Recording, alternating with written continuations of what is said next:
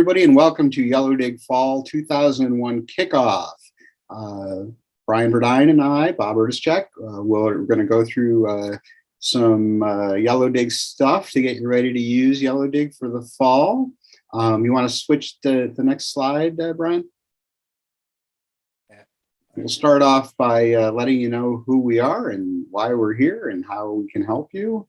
And I'm going to turn it over to Dr. Burdine for that one. Yeah, Bob said this is a 2001 kickoff. It's the 2021 kickoff. I'd look a lot younger if it was the 2001 kickoff. So, anyway, hi everybody. I'm Yellowdig's head of client success. I've been with Yellowdig for about 3 years now, and started essentially here based on my academic background. So I got my PhD from Vanderbilt, and then in psychology, and then went on to a postdoc in the education department at the University of Delaware, where I'm currently an affiliated faculty member. But I started with Yellowdig, like I said, about 3 years ago, doing a lot of research into the platform, and trying to help instructors get the most out of it. I also run our support functions, so know a lot about the things that instructors and students are saying in terms of things they like and don't like. So I also give a lot of sort of feedback on the platform and to our development. And I'm Bob Erdischek. I'm Yellowdig's Senior Academic Solutions Architect, and I come from a higher education background as well. Started with a law career, but before the turn of the century, I transitioned to teaching. And then I went on to become an instructional technologist, faculty developer, where I was helping instructors back at around the turn of the century put their courses online, whether it was distance or even back then, some notion of blended learning. And while I found the promise of online education to be, really great, I didn't think that the pedagogy or the tools built the engagement or community that I had been trying to promote. So I left and I went to teach political science for over a decade, trying tools outside of the learning management system to build engagement. They came with their own set of problems. So when I found Yellowdig, it really clicked all the boxes for me. And now I work with our partners to share best practices and provide support and help instructors get going. And just before we move on, I just want to say that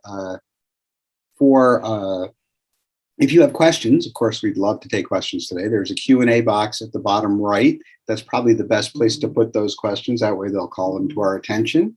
The chat is also there as well, but the Q&A area will be better for us to make sure that we hit your questions. And what are we going to cover today, Brian? Yeah, so I guess the first thing is resources and support. So just so everybody has a quick rundown of the places they can get some help. If you'd like a course consultation, you can reach out to Bob directly via his email there. We do have an instructor certification course. It only takes about an hour. I highly recommend it to everybody, and I think it generally ends up saving that amount of time and really helping to sort of level up in terms of what you're able to build in terms of a community with your students. We do have a knowledge base, which is great for finding answers to your questions.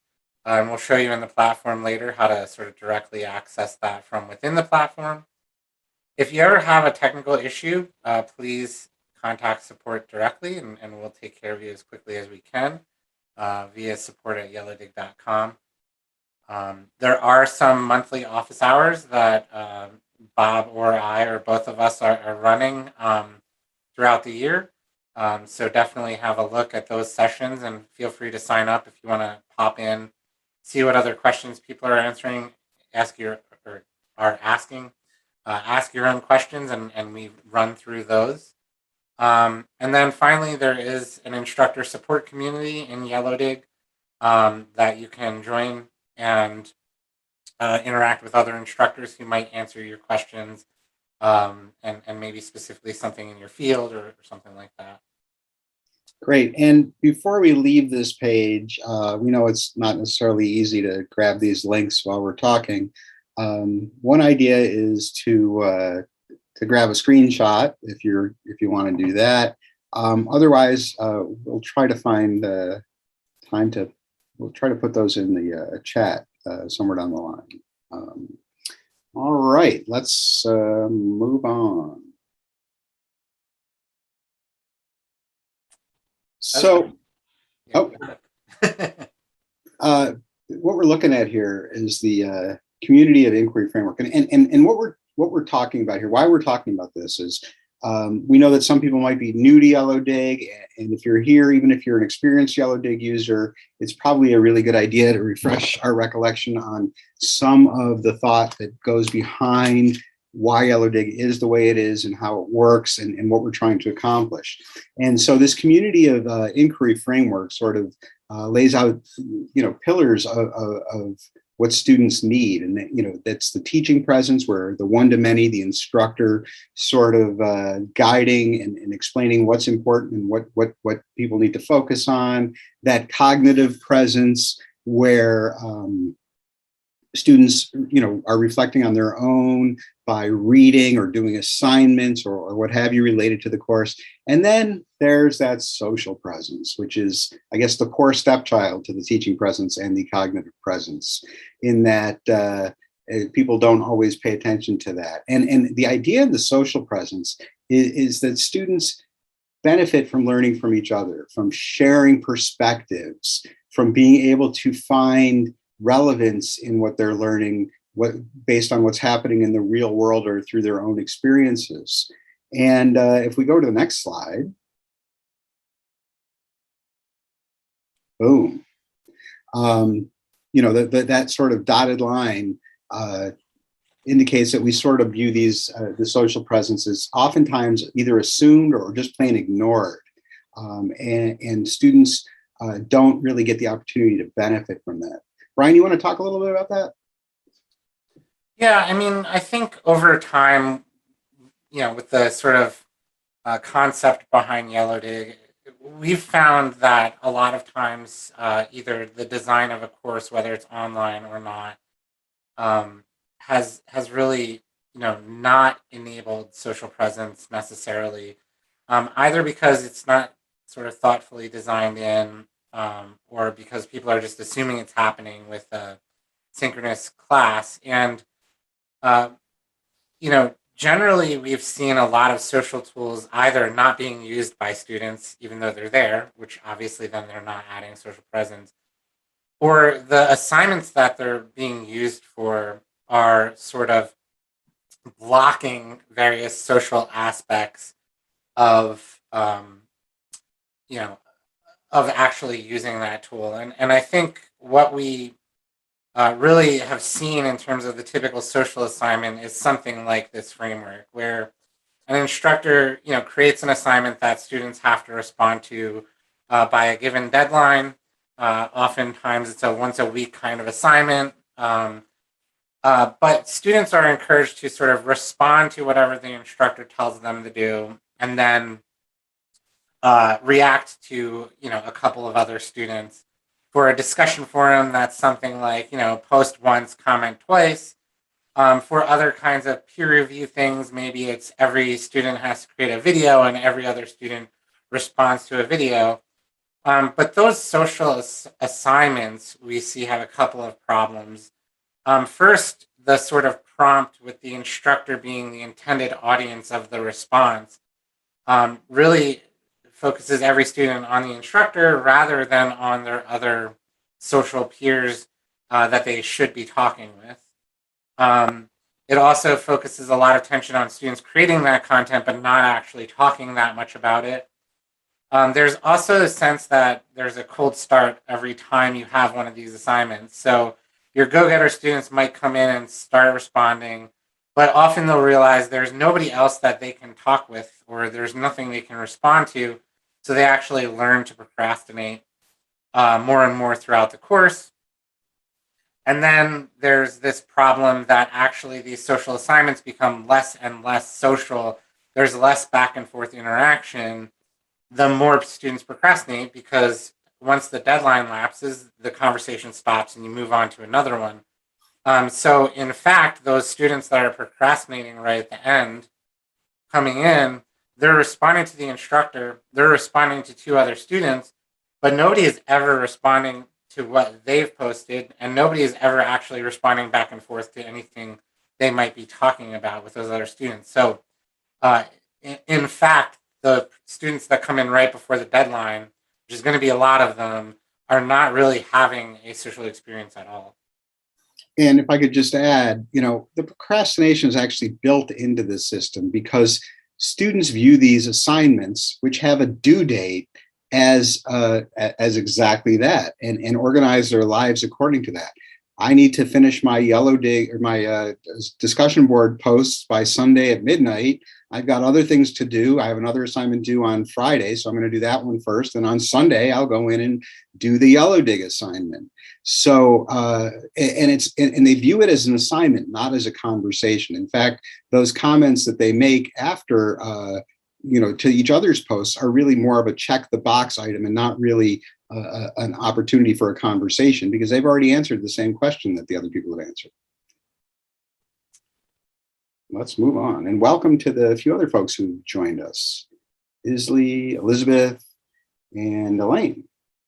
Oh, I think Elaine was already here. I don't remember. I'm sorry. Either way, welcome. And go ahead if you want to do this one. Yeah, so this is really our vision of what a Yellowdig community kind of should be, where students are coming in, all throughout the week without sort of a notion that they're responding right before a deadline. Just by virtue of having students come in more often, more students are interacting with one another and are, in fact, interacting with different groups of students each time. We see, the instructor being the lead on some of these conversations, starting some of their own conversations, but they're not exclusively.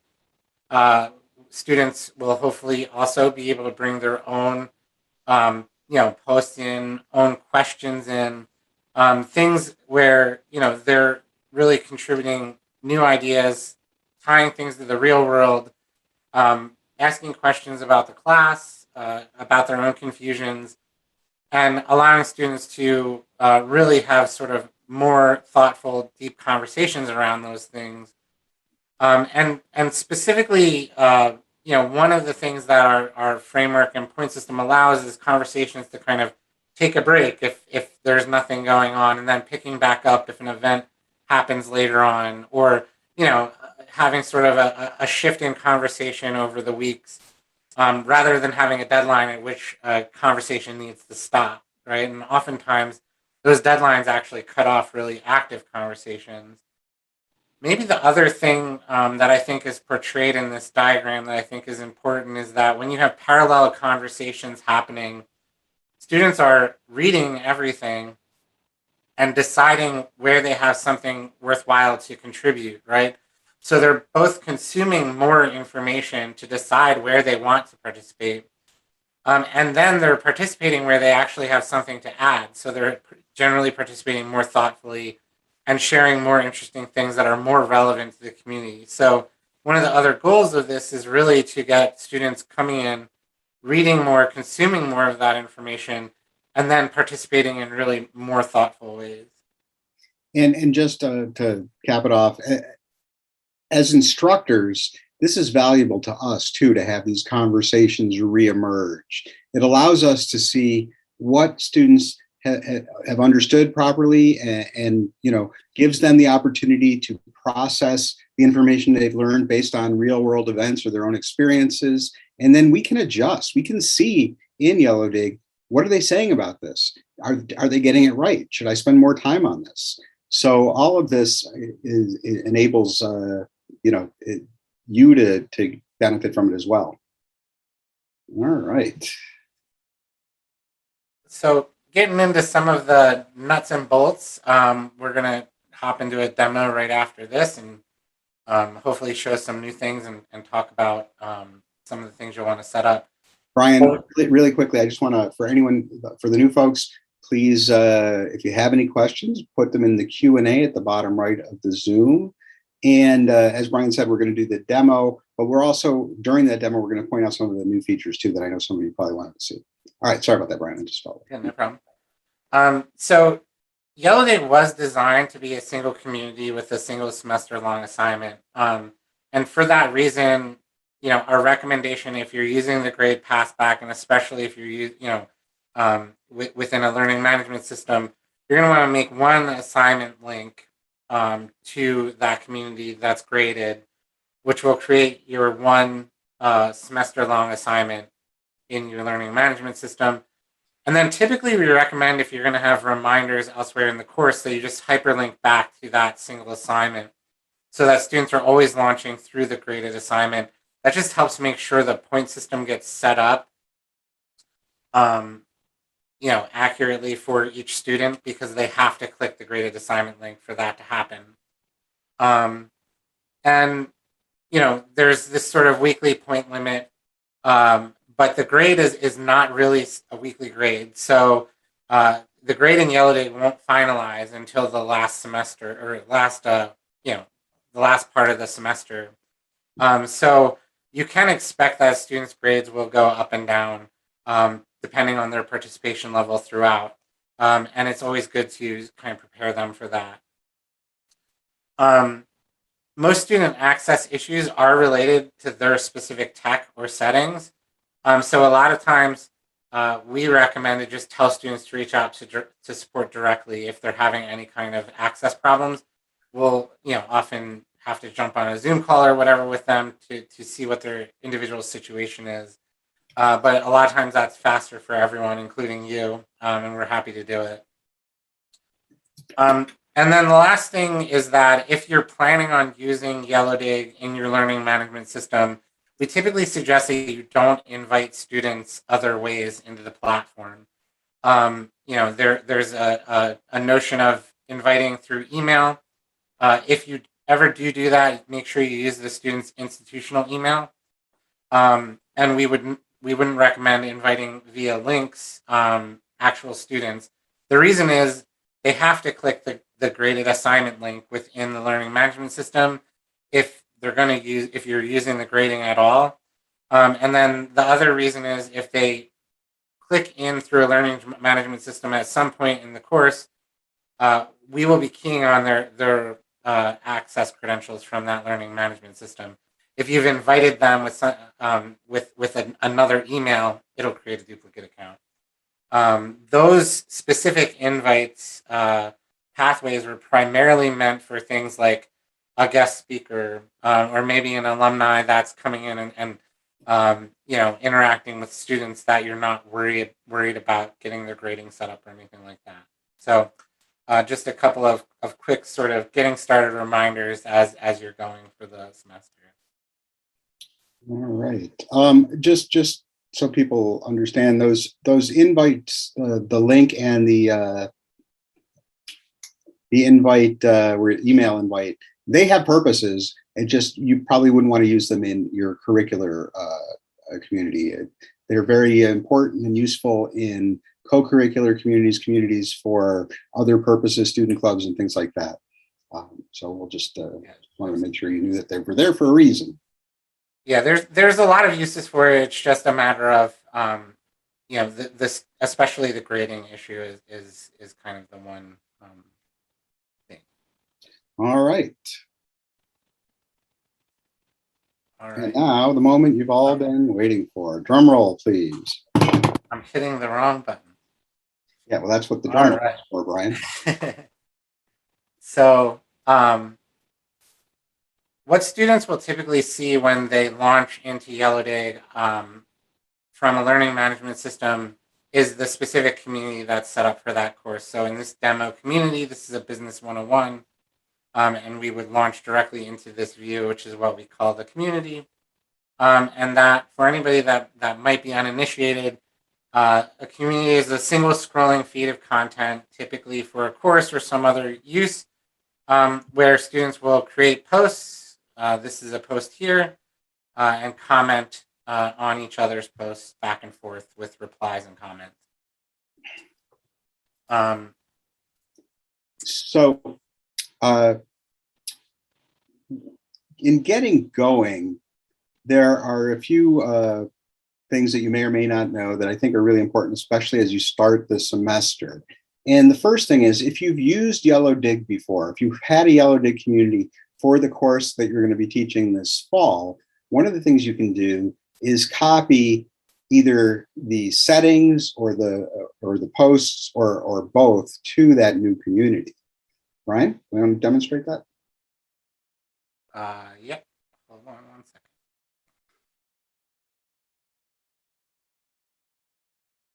Yeah. So this is the community creation flow that you'll see either by creating a new community from within Yellowdig or when you do an LTI launch from a course that doesn't currently have a community. And you can give that community a title. But these are the options that Bob is talking about. If you've owned a community in the past, you will see it pop up here, and you'll be able to just copy one of those communities.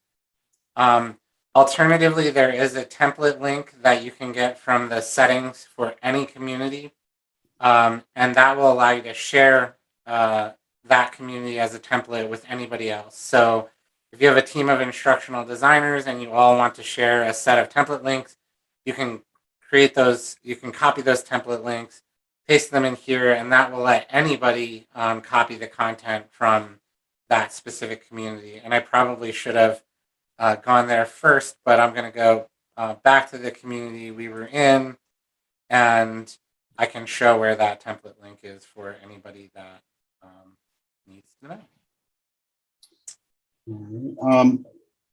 Brian, I don't know if you saw in the chat, there's a few questions about LMS and grade passback and setting up that initial link. And the question that we're addressing now is what happens if students didn't initially go through that a single assignment link and instead went through the Yellowdig sidebar? How do we fix that? Yeah, so it's not like a serious concern. You just need them to click on the assignment link at least once in order to start getting their grade passed back. So you can just instruct them to go to that assignment link at this point, as long as it's configured in your course, and they'll get the pass back set up, and then it will start syncing their current grade, right? So they should start seeing that pop up. Yeah, that's all there is to it, really. Yeah, I guess that is all there is to it. Yeah, it's something that can be easily. And if you have any problems with configuring that assignment link, our knowledge base has a great article on how to do that, depending on which learning management system you're on. And of course, again, support at yellowdig.com if you're somehow bogged down in that. The next thing that I'd like to share is some thoughts as instructors on how you can best get the community up and running and getting students participating. Yeah, I just wanted to quickly talk about the settings basics, Oh, and this is that share link, right? So if I copied this and put that into the community creation, it would allow me to copy the settings from whatever community I wanted to that way. And again, settings are the points and topics. Content would be posts, instructor posts, community owner posts, and facilitator posts. All right, so we're back in the Yellowdig community.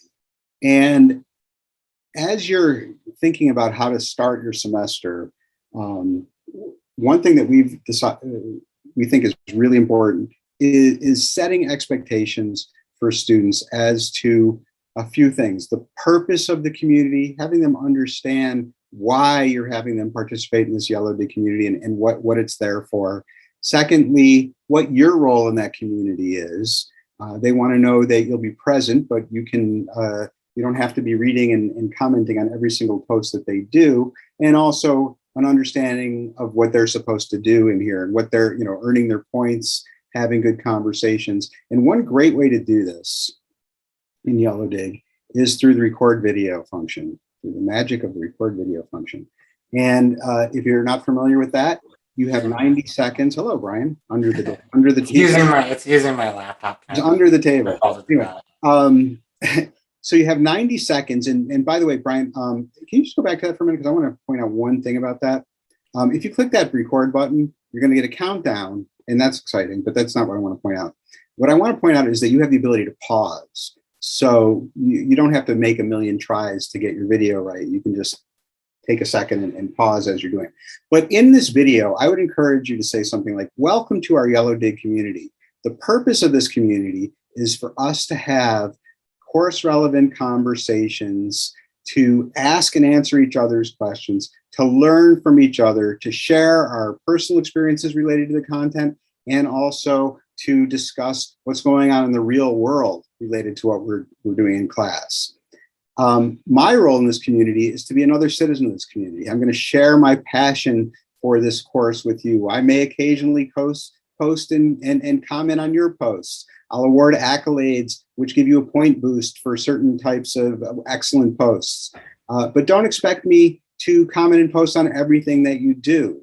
Your role is to earn your points. You have a total number of points that you must earn by the end of the semester. And you can always see where those points are by looking at the point modal. And also to engage in adult conversations, respectful conversations with your peers about this content, something like that. Anyway, so you should be able to do that in about 90 seconds. And as I think we've said before, we view these communities as instructor modeled rather than instructor led. And this is your first chance to sort of model that behavior that you want to see. You could go on to do another introduction post where you're talking more about your own background and encourage students to do the same thing, whether that's through video or typing or images or what have you. But setting those expectations will give students the understanding that they've been in other discussion boards and they were busy work. They'll know that there's a purpose to this that they can take advantage of and that will help their learning. The next thing that's really important for you as instructors is, I guess we should talk about the points, understanding the points and making sure students do as well. So you set a single point total for your students to earn over the course of the entire semester. As Brian said before, Yellowdig is one grade that is earned at the end of the semester. Just like a participation grade would be, it's not a grade until they're done participating. And there are two kinds of points in Yellowdig, and this is really important for your students to understand. The first type of points are what we call the participation points. Those participation points are the points that students get for creating posts and comments. So if Brian were to create a post and it met the minimum number of words, he would get some points. And if I commented on his post and I met the minimum number of words, I would get some points. The magic really comes, with the second concept, which is the social points. The social points are the points that you get from somebody else reacting or commenting on what you've done. So in the example we just set, Brian posted and earned some points. I commented and earned some points. But now Brian gets additional points because I commented on his post. And hopefully what Brian has learned from this, and with Brian, it's always a stretch, you never know, is that if he goes in earlier in the earning period, more students are likely to see his post during that time. So hopefully he'll get more of those social points, meaning he might not necessarily have to work as hard to get to his point total. In other words, he's learned not to procrastinate. The second piece of that puzzle, though, is this. This time I post, and I go in and I post, and I went in early because I know how important it is, and I want social points from everybody else. But Brian saw my post, Elaine saw my post, Elizabeth saw my post, Isley saw my post, Matthew, Sean, you all saw my post, and none of you reacted or commented on it. Why not, Brian? Yeah, usually that happens because the student is not really posting thoughtfully or, sort of what we would consider high quality content that engages the other students. So maybe your post just was not that good, Bob. So what have I learned from that? hopefully you learn that you have to write articulate and thoughtful posts to really be able to get those points. Yeah, and that'll create better conversations. And there's two more points that I think are worth discussing before we leave points. Two more points before we leave points. Sorry about that. The first is reactions. So as you'll see, that last column, that last row, says receiving a reaction from another user, and there's a point associated with that. And so that's, in other words, if a student gives a thumbs up or some other emoji to a post or comment, the student who receives that emoji or comment will get a point boost. And sometimes instructors say, well, that seems superfluous. Why am I awarding points for that? And two things to keep in mind. First of all, the person giving the reaction doesn't get any points. The second thing is what, Brian? Why are these important? Yeah, typically students are reacting to things that they've read and that they think was interesting or somehow thought-provoking.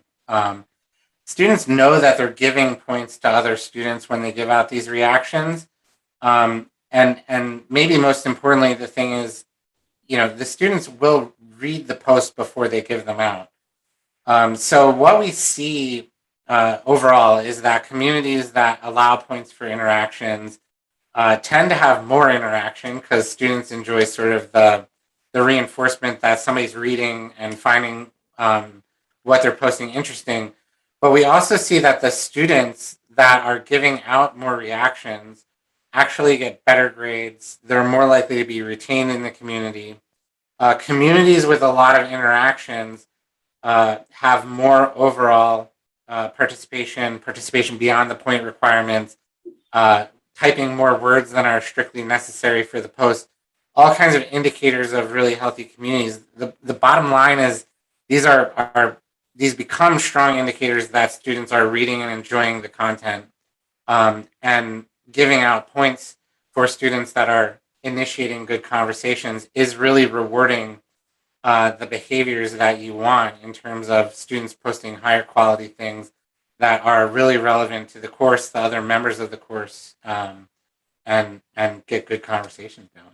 And then the last thing I want to say about points is that if you saw that initial how to earn points, you may have noticed that comments were valued more per word than posts. And what we want to point out about that is that posting is great. It's a conversation starter, but you don't have a conversation unless someone participates in it and someone continues that conversation. And not everyone is comfortable starting a conversation. In Yellowdig, we want to enable those students who don't necessarily want to start the conversations themselves, but have something to say, a way to earn their points and to create really good conversations. All right. The next piece of the puzzle that's really important at the outset is topics. How'd you know I was going to go there, Brian? How'd you know? Your favorite topic, Bob. Definitely. And topics is one of the things that has a few new attributes to it that we hope you'll find to be useful. The first thing I want to point about these topics is that when you're thinking about topics for your own courses, you should consider them to be aligned with your top level syllabus subject matter, those main concepts you want students to discuss. Think about them. What are the conversations I want students to have, and name the topics after that. Do not name them week 1 or module 7 or anything like that, because those won't connect the students with the topics, and it won't allow those conversations to really continue as they move on. The second piece down here is I want you to notice where Brian's showing topics are required. This is really important. When topics are required, that means that a student can't complete the posting function without choosing a topic. And what happens there is that what that means is that, first of all, topics are filters. Maybe we should go back and talk about that. I know what you wanted to show here, but we'll go back to that. Topics are filters, meaning that when someone clicks on a topic, they'll be able to see the feed will narrow down to only those posts and comments under those particular topics, making it easier to follow those conversations, to have them reemerge, to make sure that there's less redundancy because people will easily see those topics those conversations under those topics. And also it has students, if they have to add a topic to their post, they have to think about where in the course it belongs. So there's a little bit of extra processing to figure out, where am I going to put this? Does this belong under marketing? Does it belong under accounting? As opposed to just throwing something in there. And then third, you as instructors have the ability to see how students are engaging on those topics by going to the community health area under data and choosing topics. When you go there, and this is for you to sort of inform your teaching, you can see which of these topics are students spending time on and which need a little bit more attention. And you can bring that up in another part of your class, in a synchronous part of your class or something, and say, hey, I need you to spend a little more time thinking about entrepreneurship or what have you. And if you scroll all the way down, you can see how each individual student is spending their time on those topics as well, allowing you to reach out to those students who need help, or maybe identifying students who may have a significant background in something and surface them for their class. Brian, you want to talk about accolades? Yeah. So accolades similarly work in terms of filtering. So I guess I should describe what an accolade is before I go there. But an accolade within Yellowdig is meant to sort of recognize a specific contribution from a student with either a post or a comment. According to some set of criterion, you want to acknowledge and hopefully get other students to sort of copy, right? So if you think a post shows critical thought, you could create a accolade that will be titled that, give a certain point bump, and then every student will be able to see that accolade and realize, okay, this is the kind of post or comment that my instructor really wants to see. So it's a signal to them about what type of content they should model their own contributions after. And it allows you to give sort of your feedback into the point system really quickly and easily. So on every post, there's this manage accolade here, and you can go through and you can select any accolades that you've configured to give those to those students. To actually set up those accolades, you just go into the settings, accolades, and there you'll be able to create accolades that have sort of any name you like, a point value, color. You can change the icon a little bit, but you're able to then configure accolades to sort of do whatever you like. We have some default ones in the communities that you'll copy that we think are good recommendations.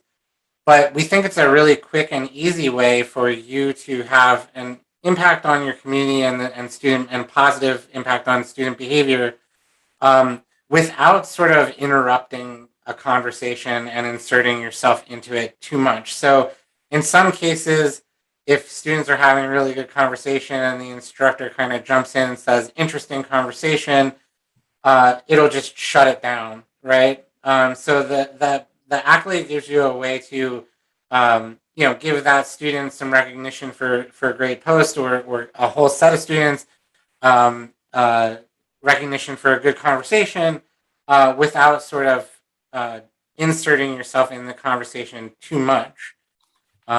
With that said, we also see that commenting and asking good questions really helps extend some conversations, right? So if you're commenting, and we do recommend that you participate, show students you're there, show them you're interested in the topic. Don't just say things like interesting article. That would sort of shut down the conversation. Ask an additional question or bring an additional article or reference that is relevant to the topic and say, what do you think about this? Or kind of build on student knowledge. And we recommend that because those are specifically the behaviors you want to see students doing, right? You don't just want every student to come in there and post interesting article. That's not really contributing to the conversation. You want them to kind of layer things on top of that. And a lot of the ways that we recommend that you interact with students in Yellowdig are sort of that modeling idea. And just to go a little bit further on that, at the outset of your community, if you're a little bit more active, in awarding those accolades, and occasionally commenting or maybe even putting a thoughtful post about something related to what's happening in the real world related to your subject matter, you can probably save yourself some work going forward. Once students get going, they'll get going, and they won't need you as much to be in there. So think of your role as a starter of this community, but don't be overwhelming in as far as that goes. And then Dora asked a question in the chat: how many points should an accolade be worth? Yeah, I mean, I think that's a hard but easy question to answer. So I'll tell you the way that I usually think about it as sort of a good rule of thumb, right? Think about the average student, and I know most of you are not average students probably. So try to put yourself in the shoes of an average student, trying to sort of make their way through school and how they're going to conceptualize participating in Yellowdig with this point system. They're going to know that they have to do a certain number of posts and comments per week in order to get to their point total. And they're going to realize if they can get these social points that, if they do better and they do it earlier, they're more likely to get additional points and have to post or comment less. When you're thinking about accolades, first of all, the visual recognition of having it is going to be effective sort of without points. And we've seen a lot of people just decide they don't want to give points or give a certain, small number. But the way I think about the points is it going to be enough or give enough that students are going to feel like it's enough to try to get them, right? So, if reactions in this particular framework were only worth 5 points, I would need a whole bunch of reactions, a ton of them, to ever offset doing one post or one comment. It's not going to be very motivating in that case if a reaction was only worth 5 points. With it being 55, if I get a few reactions, I'm offsetting some other work that I would have to do in order to get to my point goal. And the same goes for accolades, making it a stake that is worthwhile. Now, you could certainly award a 0-point accolade for certain types of things that you just wanted to remember or save or something like that, or go back to. But students will feel good if they get an accolade. It'll motivate them to continue in the platform. We're got about 15 minutes left, and I thought we should show some of the new features. The first one that I think we should show is the one you tried to show before, the topics and how they can be moved and changed. Yeah. So, go ahead. You do. Yeah. So a recent change that we made is to make the list for these topics be movable, right? So this is the order in which they will show up when a student creates a post and has to select a topic. So if you want students to talk about something where that topic is specifically sort of possibly more relevant right now, you can throw it to the top of that list. It will make it really easy for students to find it. And that kind of, there's all kinds of reasons you might want students to see one particular order, but you can reorganize them as you see fit. One other thing that some people don't realize is that you can enable or disable topics so that they won't show up for students as they're creating posts. So generally, we would recommend enabling or disabling topics generally we would recommend disabling a topic rather than removing it, only because of that data we were showing you earlier. So if you ever want to take topics away from a course, typically we would recommend disabling them. And one tip is that if you want the topics easy to be found, and you have say 10, 15 topics, it might be a good idea to put them in alphabetical order, and then, like Brian said, drag the one that you want them to focus on at that point to the top. All right. I think there's a couple more questions, so let's see. Yeah, so Dora was asking, do I need to worry about earning the full points as the instructor? So one of the things that we did with our interface is try to keep the experience very similar for an instructor and for students. And the honest reason is because we want instructors really to think of themselves as sort of like the ideal member of a community and to behave in a lot of the ways that we would expect students to.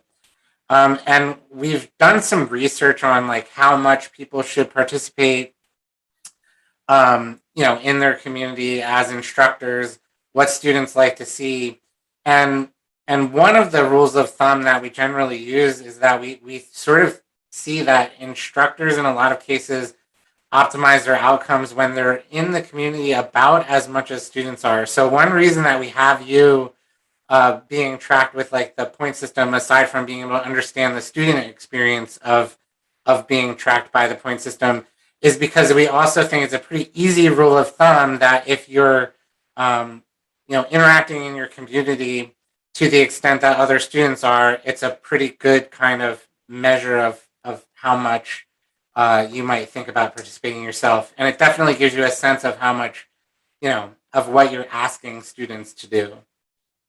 All right. Still want to get to reminders and a few other things that might be helpful, but I want to get to Matthew and Sean's questions. Oops, I just lost Sean's question or Matthew's question. Based on your experience, is there anything different for undergrads versus grad students that we should consider? Well, Yellowdig works really well in both populations.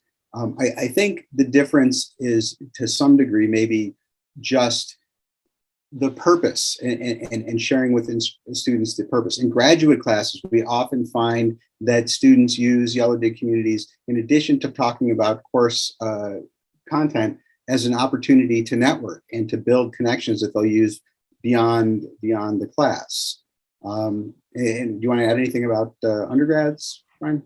No, I think in general we find that our youngest students, and we are running communities with some high schools, especially, they tend to like to have a little bit more feedback and maybe a little bit more direction. So they tend to benefit from sort of a suggested topic.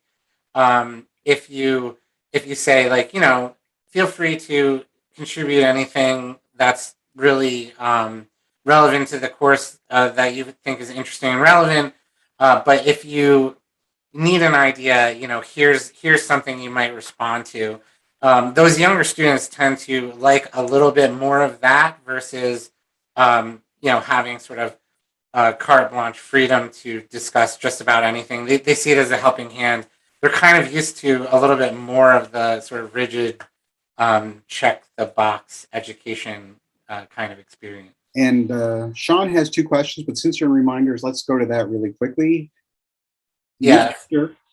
So this is one new feature that I would recommend that everybody check out and make sure they enable. And it's because it's a really simple way to get students to re-engage with Yellowdig if they're kind of falling off and prevent you from having to do as any of it, hopefully. But essentially, you can configure Yellowdig to send out a notification after a certain number of days of inactivity for that student, and then repeat that notification every X number of days with a total number of times that it will repeat. This is the sample notification. It will give the name of your community. It will give a student a post that they have not viewed in that community yet, but that has been getting engagement. And it's just a quick and easy way to say, hey, you haven't been here in a while. Why don't you come back and check things out? And you have control for your community over what those settings are. Students will get those notifications as long as they have the notification turned on. And here you'll be able to see which members are receiving or set to receive the notification coming up, which will also tell you the last time that somebody logged activity in your community. And then you'll see recently sent notifications. So these are students that were actually sent the notification. One thing I would highlight is that students have the ability to opt out of any notifications in the platform. So we are showing you whether they opted out of these specific notifications. obviously, if they opt out of them, they're not going to get them. So if you see that, maybe you need to reach out to that student by email or something like that if you feel like it's been a while since they've not been there. All right. So Sean asks about point report, and let's just show him where it is. Yep. So you apparently used to run point reports in perhaps our old platform, and they're still there. You can click on, you can obviously see just graphically by scrolling what students have earned, but if you want a more detailed view, there's the download points report, which will get a CSV file for you, and the overview points report is a more limited report as far as that goes.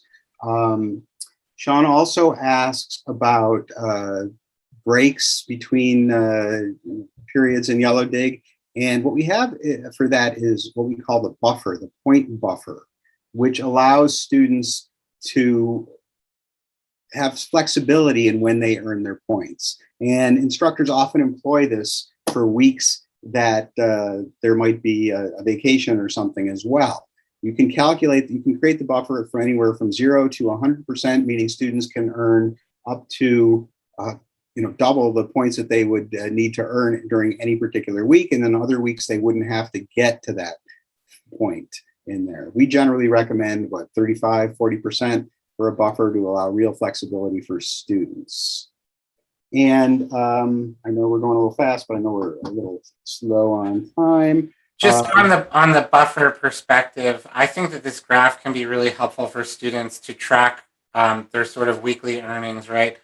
You can see I have a little uptick of points here that I've earned. This is a demo community, but if the student is earning at the rate that they need to, this yellow line for them would be at or above the blue target line, right? And the idea here is we're trying to get students to earn their points all throughout the semester in order to achieve a course-long objective, right? So the idea of having a gap here, when you allow them to have that buffer, they're able to earn ahead or fall behind and catch up. And so we don't actually limit that they can or can't participate in a certain amount in a certain week. That gives them a ton of flexibility around how they participate throughout the semester. And part of that is to achieve that goal of getting students to come in regularly throughout. So that's one thing as far as the buffer is concerned. And we are talking about a couple of sort of product changes coming up that may address some of that need a little bit more clearly also in the platform. But that's currently how the system really operates there. Dora asks if there's a mobile app. Yellowdig it works really well on mobile devices, on tablets and phones. You can access it by going to yellowdig.app, or if there's an LMS app, you can get it through it that way. But it's really great. It works really well, and it's a way that students find useful to consume the Yellowdig feed, just like you would find a Facebook or LinkedIn feed as well. They can create a bookmark for it on their phone and click it, and they'll get right back in. And Brian's showing you what it looks like better than you can see on my phone with the little camera there. Yeah, so a lot of people ask us about a mobile app, and our strategy has been primarily to make it work in all of these different browsers, and it's really easy to save a link to Yellowdig and jump into Yellowdig on any device. So we would recommend doing that. All right, so we've got a few minutes left. Are there any more questions there in the chat?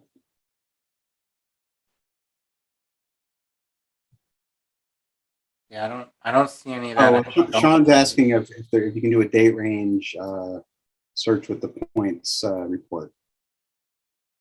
The point report should have the dates in which students participated. The 1.1 does. The one report does. The other one is an overview. All right. Please reach out to us if you can't find that, and we can try to answer that question a little bit better. So in the remaining few minutes, I just want to remind everyone, well, first of all, we'd love to hear your feedback if this was useful. Hopefully you found it to be of value. Actually, before we go, I want to point out one little thing that is a pet peeve of mine is that when people don't update their profiles, if you can go down and show people how to do that. I mean, by default, what's going to show up there is your email address, whatever you use to get into Yellowdig. And your students want to know it's you and not, some bizarre bunch of letters that make up your email address. So you can upload a photo there. If you go to those settings in profile info, you can change, put in your first name. If you want to be doctor or whoever, you put that with your first name and add your last name. So I just think that's something, again, that's a little bit of modeling that you can do for students so that they also add their images and change their names so that people can communicate with them. The other item is that I'm just looking at my calendar here. On September 16th at 3 p.m. Eastern time is our next office hours session. I believe we put the office hours link earlier into the chat. And you can sign up and you can actually submit questions in advance to make sure that we definitely address them. And we like to stay focused, if we can, on how to help you as instructors or instructional designers get the most out of the platform at those sessions.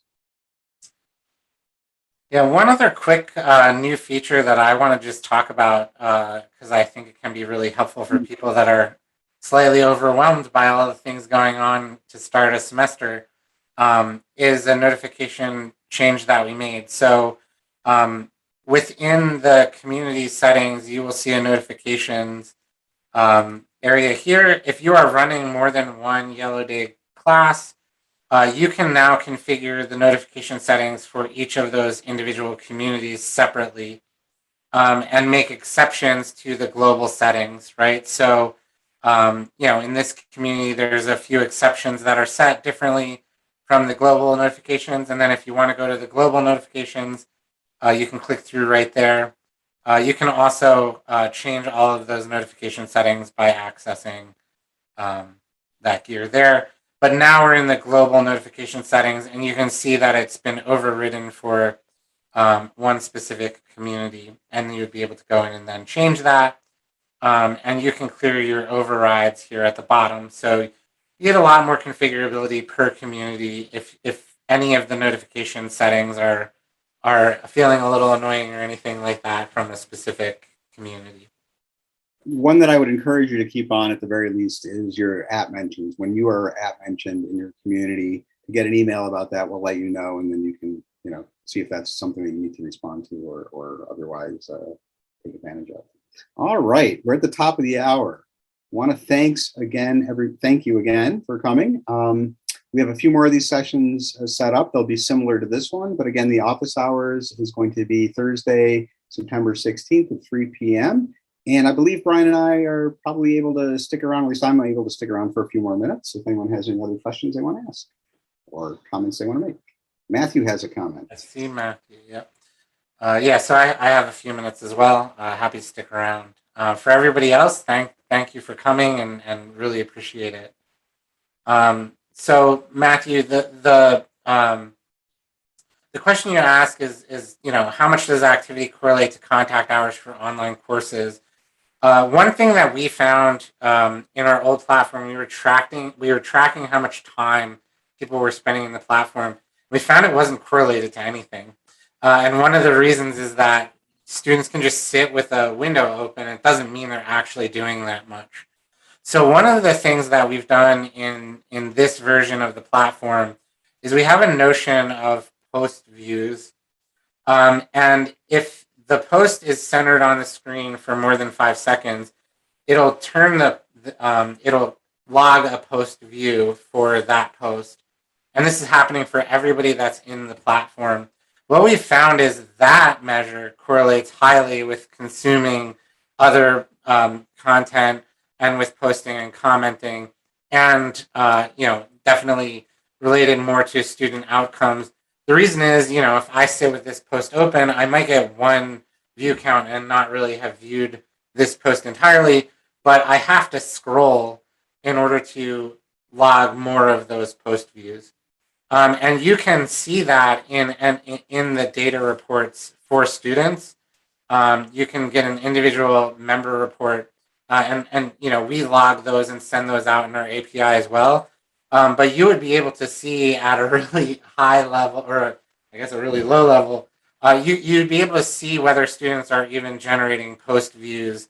And one interesting thing that I always say is you don't have to be contributing to Yellowdig a lot in order to be consuming the content and learning a lot from it. And I always tell the joke that my mother-in-law knows a lot about my life because she's on Facebook, but I've still never seen her create a post or a comment. So one of the interesting things about this is, we're logging that data along with a ton of other data about how students are participating, but that post views metric we've seen be the best metric for contact time. I don't know exactly how it would translate to hours, but certainly it's a great benchmark for participation, for passive participation. All right. Any other questions that anyone has? Brian, do you have any questions for me? I don't think so. Well, thanks everybody for coming, and we'll hopefully see you at an office hours session, or reach out to us if we can be of any help, or anything else that we can do for you. Thanks again. Thanks, everyone. Good luck with your semesters.